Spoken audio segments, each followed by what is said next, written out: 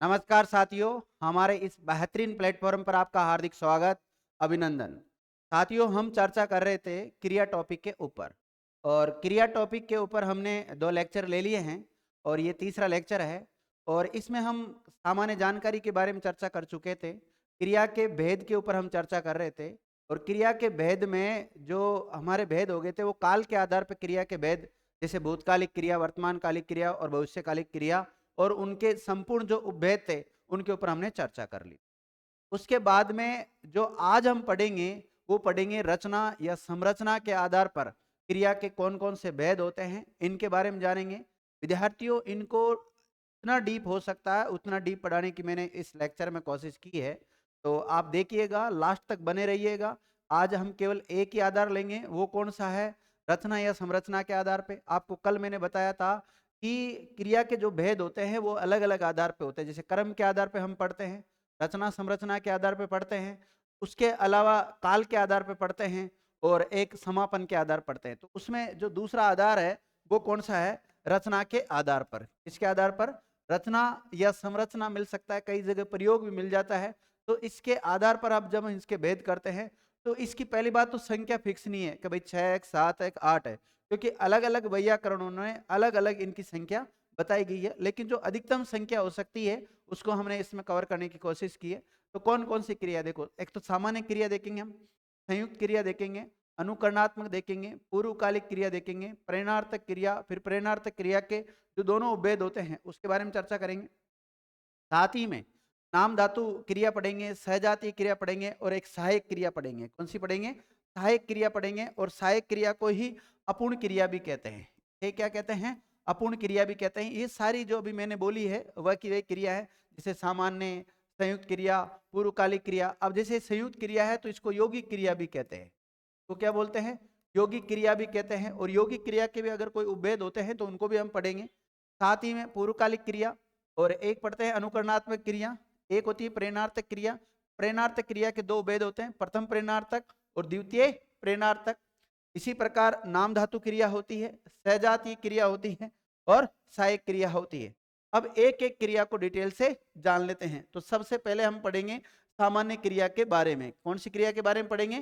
सामान्य क्रिया के बारे में डिटेल से चर्चा करेंगे, एक एक बिंदु सामान्य। सबसे पहले देखो, जब भी कोई क्रिया पढ़ते हैं तो उसकी जो परिभाषा वगैरह है, डेफिनेशन या सामान्य कोई पहचान है तो वो पढ़ते हैं, फिर उसके उदाहरण करके देख लेते हैं। अगर वो सारे हमसे हल हो रहे हैं तो फिर तो इसका मतलब वो टॉपिक हमारे समझ में आ जाता है।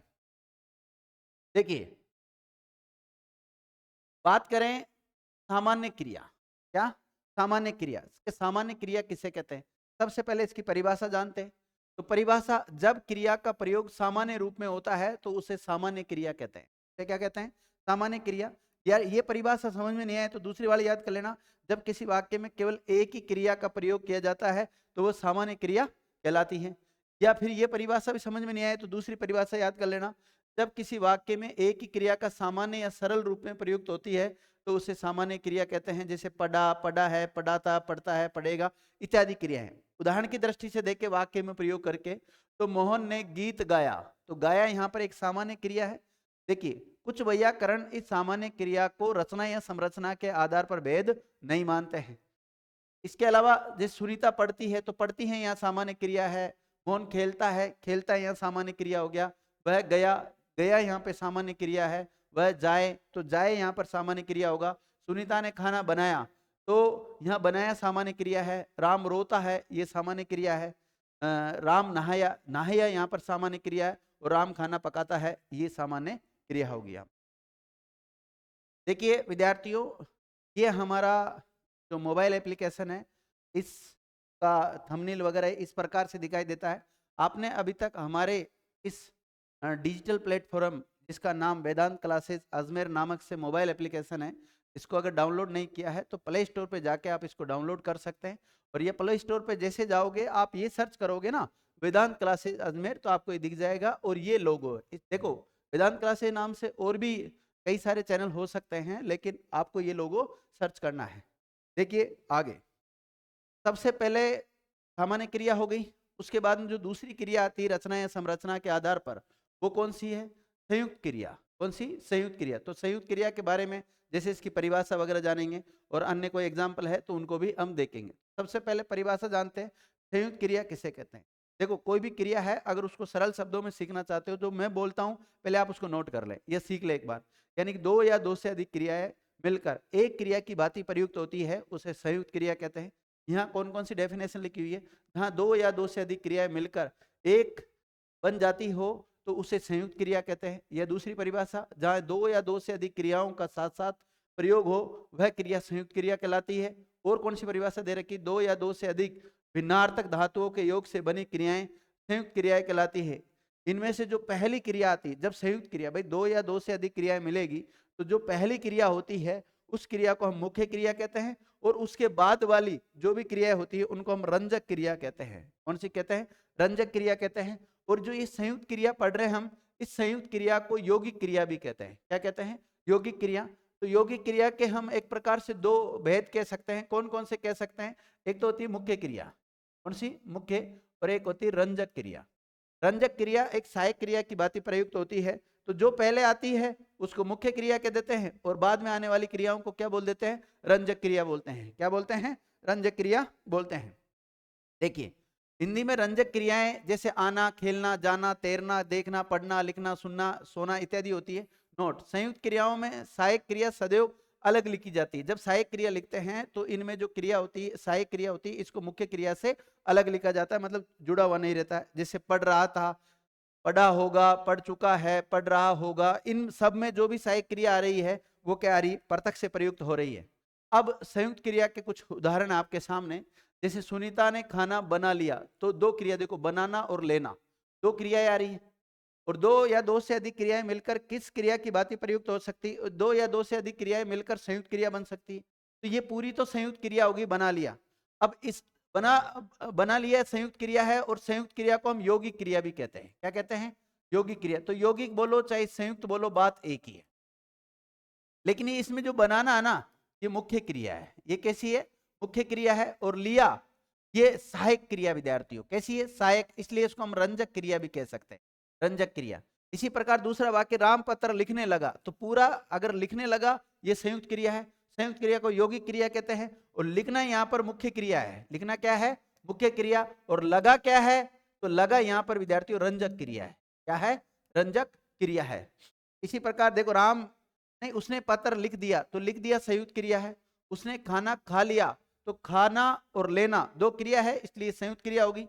वह पत्र लिखने लगा, लिखने लगा यहाँ पर संयुक्त क्रिया है। अचानक वह रोने लगा, तो रोना और लगना दो क्रिया आ रही है, तो इसलिए इसको कहते हैं संयुक्त क्रिया। वह दृश्य देख मेरा हृदय दुख से भर गया, तो विद्यार्थी भरना और गया, गया मतलब जाना क्रिया होता है, तो ये संयुक्त क्रिया है। सुनीता ने दूध पी लिया, तो पीना और लेना दो क्रिया मिल रही है यहाँ पर, ये संयुक्त क्रिया हो गई। उसकी बातें सुन मुझे हंसी आ गई, देखो यहाँ तीन क्रियाएं हैं, हंसना, आना और जाना, तीन क्रियाएं हैं। गई का मतलब जो क्रिया होती है वो जाना ही होती है। ये तीन क्रियाएं मिलकर एक क्रिया की भांति प्रयुक्त हो रही है, तो इसको हम संयुक्त क्रिया कहेंगे। खाना खाकर तुम सो जाओ, तो सो जाओ यहाँ पर संयुक्त क्रिया है। बादलों को देख मोर नाच उठा, बादलों को देख मोर नाच उठा, तो यहाँ पर ये संयुक्त क्रिया का उदाहरण है। अगर हम संयुक्त क्रिया को अर्थ की दृष्टि से देखें तो संयुक्त क्रिया के 13 उपभेद होते हैं। कितने होते हैं? 13 उपभेद होते हैं। जब किसी क्रिया के बहुत सारे उपभेद हो जाते हैं, तो वैसे तो उपभेद से प्रश्न बनता नहीं है, फिर भी जो संयुक्त क्रिया अगर आप प्रॉपर तरीके से सीखना चाहते हैं, इन 13 जो उपभेद दे रखे हैं इनको भी सीखना जरूरी है। तो इनमें जो पहला भेद है वो कौन सा है? आरंभ बोधक। इसकी पहचान होती है कि जो धातु होती है उसके अंत में ने और लगना क्रिया जुड़ा रहता है। जैसे पानी बरसने लगा, तो बरसना क्रिया है, इसके अंत में क्या आ रहा है? ने, और लगना इसके अंत में आ रहा है लगा, लगना से क्या बना? लगा बना है, इसलिए ये आरंभ बोधक संयुक्त क्रिया है। तो संयुक्त क्रिया का भी जो उपभेद है उसमें कौन सा आ गया? ये आरंभ बोधक आ गया। अगला देखो, दूसरी है समाप्ति बोधक। क्या है? समाप्ति बोधक। इसमें धातु के बाद में चुकना क्रिया का प्रयोग होता है, जैसे वह पढ़ चुका, वह खा चुका, तो ये खा चुका, पढ़ चुका, ये समाप्ति बोधक संयुक्त क्रिया है। तीसरी है आकस्मिकता बोधक। पहचान होती है धातु के बाद में उठना, बैठना, पढ़ना इत्यादि आता है। वह कह उठा, वह रो पड़ा, ये सब आकस्मिकता बोधक क्रिया है। और देखो निरंतरता बोधक क्रिया। निरंतरता बोधक क्रिया को हम संयुक्त क्रिया के अंतर्गत ही पढ़ते हैं, और इसकी पहचान क्या होती है? जाना, रहना, के पहले वर्तमान कृदंत रूप आता है, जैसे पानी बरसता रहता है, सुरेश भी चलता गया।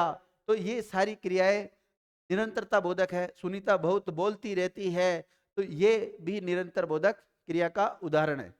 और देखो अभ्यास बोधक क्रिया होती है। अभ्यास बोधक भूत कृदंत और करना, जैसे पढ़ा करता है, लिखा करता था। तो ये सारी विद्यार्थियों जो क्रिया है वो कैसी क्रिया है? अभ्यास बोधक क्रिया है। इसी प्रकार सक्यता बोधक क्रिया होती है। सक्यता बोधक की जो पहचान है, धातु के अंत में सकना क्रिया का प्रयोग होता है।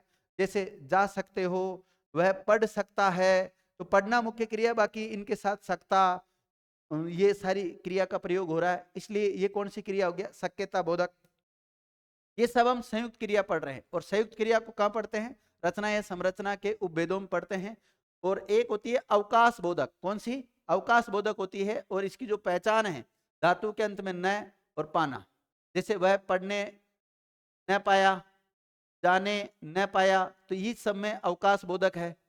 इसी प्रकार अनिश्चितता बोधक क्रिया भी होती है। अनिश्चितता बोधक क्रिया धातु के अंत में खाना मारना होता है।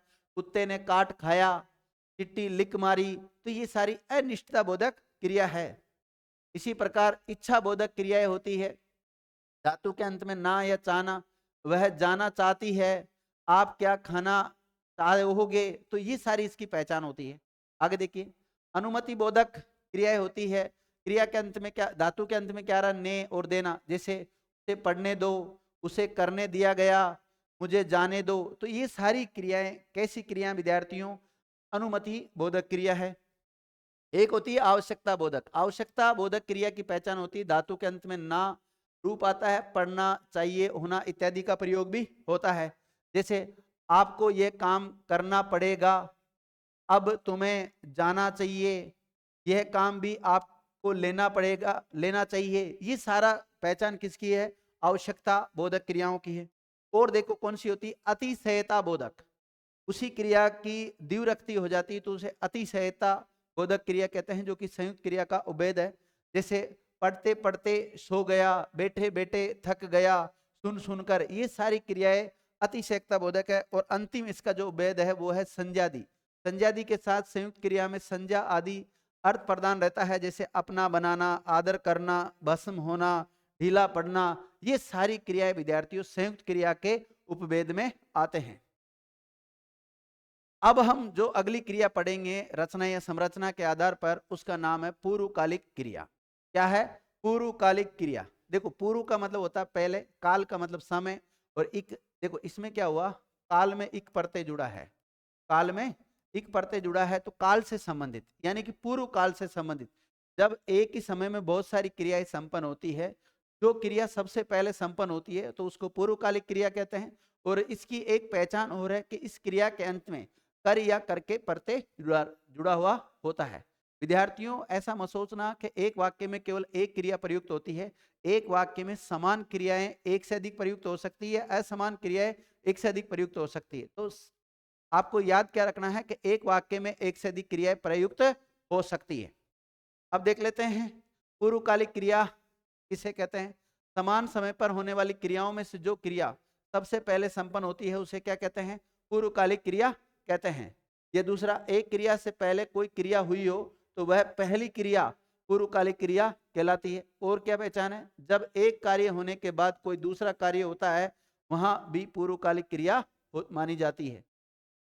इसकी पहचान क्या है? कि पूर्वकालिक क्रियाओं में कर या के या कर के प्रत्यय जुड़ा होता है, अर्थात मूल धातु के साथ कर या कर के लगाने से वह पूर्वकालिक क्रिया बन जाती है। जैसे उठना क्रिया है, उठना के बाद में अगर कर जुड़ गया, उठकर, सोकर, पीकर, नहाकर, चलकर, दौड़कर, मारकर, होकर, जाकर, ये सारी क्रियाएं पूर्वकालिक क्रिया के उदाहरण है। वाक्य में देख लेते हैं कैसे इनका प्रयोग हो रखा है। वह खाना खाकर पढ़ने जाएगा, सीता अभी जयपुर होकर आई, तो आई है ये भी क्रिया है। और जैसे वह खाना खाकर पढ़ने जाएगा, तो पढ़ने जाएगा ये तो क्रिया संयुक्त क्रिया है। अगर इसको रेखांकित करके दे देता तो ये तो संयुक्त क्रिया है, लेकिन ये जो खाकर है ना, ये पूर्वकालिक क्रिया है। कैसी क्रिया है? पूर्वकालिक क्रिया। तो तभी तो मैं आपसे बोल रहा था कि एक वाक्य में एक से अधिक क्रियाएं प्रयुक्त हो सकती है। मोहन अभी सोकर उठा है, तो यहाँ कर देखो कौन सी क्रिया के अंत में आ रहा है? सोकर। सुमन दवाई खाकर सो गई, तो खाकर यहाँ पर आ रहा है। वह पढ़कर खेलने चला गया, तो पढ़कर कौन सी क्रिया है, तो ये पूर्वकालिक क्रिया है। वह अभी जयपुर होकर आई, तो यहाँ होकर कौन सी क्रिया है, पूर्वकालिक क्रिया है। इसके अलावा और भी उदाहरण है, जैसे सुनीता अभी सोकर उठी है, वह खाना खाकर सो गया, राम भोजन करके सो गया, सुनीता पत्र लिखकर सो गई, राम पढ़कर सो गया, खाना खाकर, और जैसे पढ़ने जाएगा, ये संयुक्त क्रिया, ये तो उसी जो मैंने अभी पढ़ाया था आपको थोड़ी देर पहले, उसी का रिवीजन है। देखिए इस प्रकार ये 3 क्रियाएं होगी। रचना या संरचना के आधार पर हमने 3 क्रियाओं के बारे में चर्चा कर ली। कौन कौन सी, एक तो सामान्य क्रिया, एक संयुक्त क्रिया जिसको हम यौगिक क्रिया कहते हैं, और तीसरी पूर्वकालिक क्रिया। अब चौथी है विद्यार्थियों अनुकरणात्मक क्रिया। कौन सी, अनुकरणात्मक क्रिया। तो अनुकरणात्मक क्रिया किसे कहते हैं, तो ऐसी क्रियाएं जो किसी ध्वनि या दृश्य, चाहे वो ध्वनि दृश्य काल्पनिक हो चाहे वास्तविक हो, उनके अनुकरण से बनती हो, उन्हें अनुकरणात्मक क्रिया कहते हैं। जैसे बड़बड़ाना, फड़फड़ाना, टनटनाना इत्यादि क्रियाएं अनुकरणात्मक क्रिया के उदाहरण होते हैं। यहाँ क्या लिखा हुआ है, वह वास्तविक या काल्पनिक ध्वनि जिसे क्रियाओं के रूप में अपना लिया जाता है उसे अनुकरणात्मक क्रिया कहलाती है। या वे क्रियाएं जो ध्वनि, आवाज, ध्वनि को मतलब आवाज तथा दृश्य के अनुकरण से बनाई जाए उन्हें अनुकरणात्मक क्रिया कहते हैं। बात वही है, या तो ध्वनि या दृश्य, चाहे वो वास्तविक हो चाहे काल्पनिक हो, उसके अनुकरण से जो क्रियाएं बनती है उन्हें अनुकरणात्मक क्रिया कहते हैं।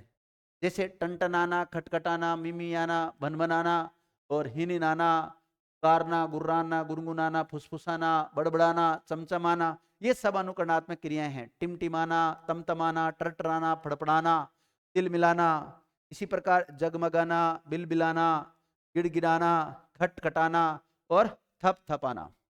इसी प्रकार बड़बड़ाना है, टरटराना है, मचमचाना है।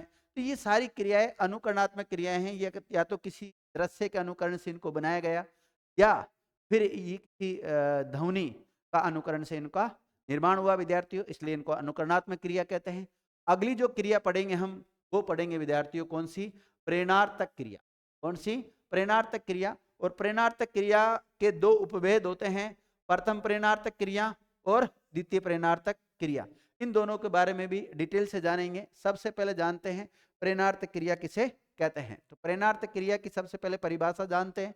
प्रेरणार्थक क्रिया होती क्या है, देखिए, जब किसी वाक्य का कर्ता अपनी इच्छा से कार्य नहीं करके किसी दूसरे की प्रेरणा से कार्य करता है तो उसे प्रेरणार्थक क्रिया कहते हैं। जिस क्रिया से ये पता चलता है कि कर्ता स्वयं काम न करके किसी दूसरे को काम करने के लिए प्रेरित करता है तो उसे प्रेरणार्थक क्रिया कहते हैं। या प्रेरणार्थक क्रिया वाले वाक्यों में फलतः 2 प्रकार के कर्ता होते हैं, एक प्रेरक कर्ता, एक प्रेरित कर्ता। जो प्रेरणा देने वाला करता है उसको प्रेरक कर्ता कहते हैं, और जो प्रेरणा लेने वाला करता है उसको प्रेरित कर्ता कहते हैं। तो दोनों प्रेरक और प्रेरित कर्ताओं का भी इसमें ध्यान रखना आपको। राम सुरेश से पत्र लिखवाता है, तो पत्र लिखने का काम तो कौन कर रहा है, सुरेश, लेकिन लिखवा कौन रहा है, राम। तो राम यहाँ पर प्रेरक करता है। राम क्या है यहाँ, प्रेरक करता है। और सुरेश क्या है यहाँ पर, प्रेरित करता है। कैसा है, प्रेरित करता है। पूजा रवि से गृह कार्य करवाती है, करवाती यहाँ प्रेरणार्थक क्रिया विद्यार्थियों। आगे देखिए, अध्यापक विद्यार्थी से पुस्तक पढ़वाता है, ये प्रेरणार्थक क्रिया। शिक्षक पाठ पढ़ाते हैं, ये भी प्रेरणार्थक क्रिया है। मोहित नौकर से काम करवाता है, प्रेरणार्थक क्रिया। मोहन ने सोन को जगाया, तो यहाँ जगाया, देखो जगने की क्रिया किसने की, सोन ने, लेकिन जगाया किसने, मोहन ने, इसलिए जगाया कौन सी क्रिया होगी, प्रेरणार्थक क्रिया। मुकेश ने नाई से बाल कटवाए, कटवाए यहाँ प्रेरणार्थक क्रिया है। सुरेश ने माली से दूब कटवाई, कटवाई यहाँ पे प्रेरणार्थक क्रिया का उदाहरण है। प्रेरणार्थक क्रिया 2 प्रकार की होती है, प्रथम प्रेरणार्थक और द्वितीय प्रेरणार्थक। प्रथम प्रेरणार्थक क्रिया की पहचान होती है कि क्रिया के अंत में आता प्रत्यय जुड़ा रहता है, नहीं तो आना, क्या, या तो आता प्रत्यय जुड़ा रहता है नहीं तो आना प्रत्यय जुड़ा रहता है, ये याद रखना। और द्वितीय प्रेरणार्थक की पहचान है या तो वाता प्रत्यय जुड़ा होगा या वाना। तो वाता और वाना द्वितीय प्रेरणार्थक क्रिया की पहचान है, और प्रथम प्रेरणार्थक क्रिया की पहचान क्या है, आता और आना प्रत्यय जुड़ा हुआ होता है। अब हम प्रैक्टिस की दृष्टि से कुछ उदाहरण दे रखे हैं। एक तरफ प्रथम प्रेरणार्थक क्रिया के उदाहरण दिए हुए हैं, एक तरफ द्वितीय प्रेरणार्थक क्रिया के उदाहरण दिए हुए हैं, और एक तरफ सामान्य क्रिया के उदाहरण दिए हुए हैं। जैसे लिखना सामान्य क्रिया है, तो प्रथम प्रेरणार्थक में इसका रूप क्या बनेगा, लिखाना। द्वितीय प्रेरणार्थक में क्या बनेगा, लिखवाना बनेगा। क्या बनेगा, लिखवाना। तो लिखाना और लिखवाना बन जाएगा। इसी प्रकार सामान्य क्रिया में लिखता सामान्य क्रिया है। अब प्रथम प्रेरणार्थक हमें बनानी है, तो क्या बनेगा, लिखाता। और द्वितीय प्रेरणार्थक में लिखवाता, क्योंकि इसमें विद्यार्थियों आना और आता प्रत्यय जुड़ता है। अभी बताया था मैंने आपको, आता और आना प्रत्यय जोड़ने से प्रथम प्रेरणार्थक बन जाती है सामान्य क्रियाएं।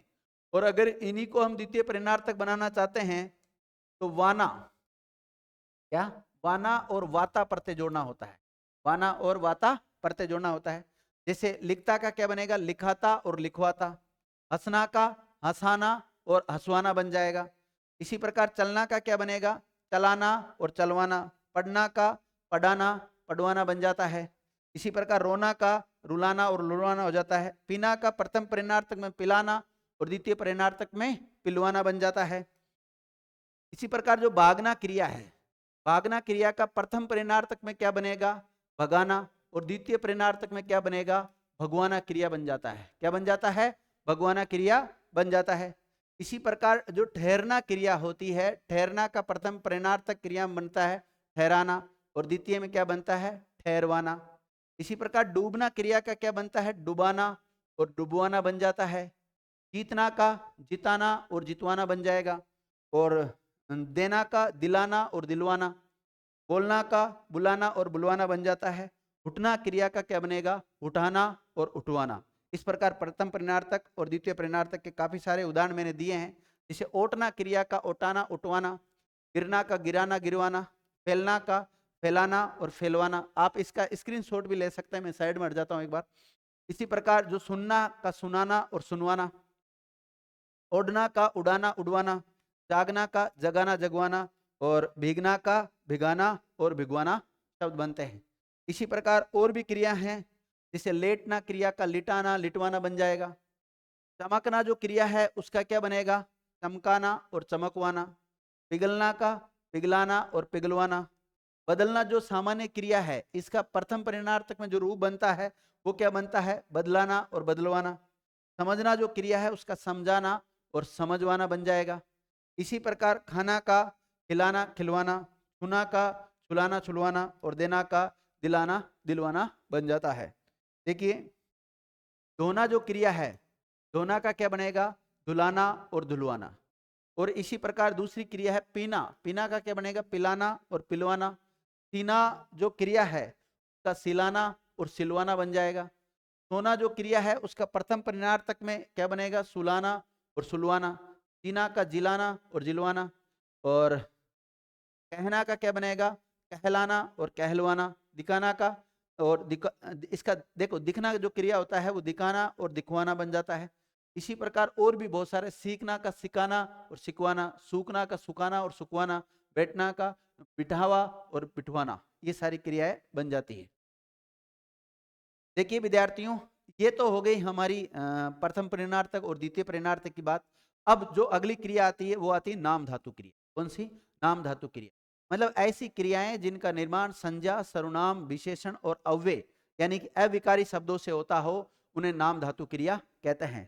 क्या कहते हैं उन्हें, नाम धातु क्रिया कहते हैं। वे क्रिया जो संज्ञा सर्वनाम विशेषण अव्यय अविकारी आदि शब्दों से बनती हो उन्हें नाम धातु क्रिया कहते हैं। जैसे राम बहुत बतियाता है, गीता शर्माने लगी, आजकल मुकेश मुझे झुटलाने लगा, पुलिस चोर को लतियाते थाने ले गई, मेहमानों के लिए जरा चाय गरमा दो। तो ये सारी जो क्रियाएं हैं इनका निर्माण या तो संज्ञा से हुआ है, सर्वनाम से हुआ है, या विशेषण से, या अव्यय से हुआ है। जैसे लालच शब्द संज्ञा शब्द है, इससे जो क्रिया बनी वो क्या बनी, ललचाना। फिल्म एक संज्ञा शब्द है, इससे जो क्रिया बनी वो क्या बनी, फिल्माना। इसी प्रकार अपना, अपना से क्या बना, अपनाना। हाथ एक संज्ञा अतियाना बन गया, बात से बतियाना या बताना बन गया, गर्म से गरमाना बन गया विद्यार्थियों, और लाठी से लटियाना और गुस्सा से गुस्साना शब्द बन गया। ठंडा शब्द से क्या बना, ठंडाना। और 60 एक विशेषण है, और 60 से जो संज्ञा क्रिया बनी है वो क्या बनी है, सटियाना। और सटियाना यहाँ पर नाम धातु क्रिया है। कौन सी है, नाम धातु क्रिया है। रंग से रंगना, चमक से चमकाना, शर्म से शर्माना, लाज से लतियाना, झूठ से जुटलाना, टक्कर से टकराना बन जाता है, लाज से लजाना, और लंगड़ा से लंगड़ाना बन जाता है विद्यार्थी। लाठी में मारना जोड़ा तो लाठी मारना हो जाता है, दुखी में होना जोड़ा तो दुखी होना बन जाता है। और पानी से पनियाला, बिलक से बिलगाना, अलग से अलगाना, रिस से रिसाना, चिकना से चिकनाना, और पानी खोलना यानी इससे भी बन जाता है विद्यार्थियों। जो क्रिया बनती है उसको नाम धातु क्रिया कहते हैं। अब आती है अगली क्रिया सहजातीय क्रिया। ऐसी क्रिया जिसका कर्म, मतलब जब कोई वाक्य लिखते हैं तो उसमें कर्ता कर्म और क्रिया होता है। क्या होता है?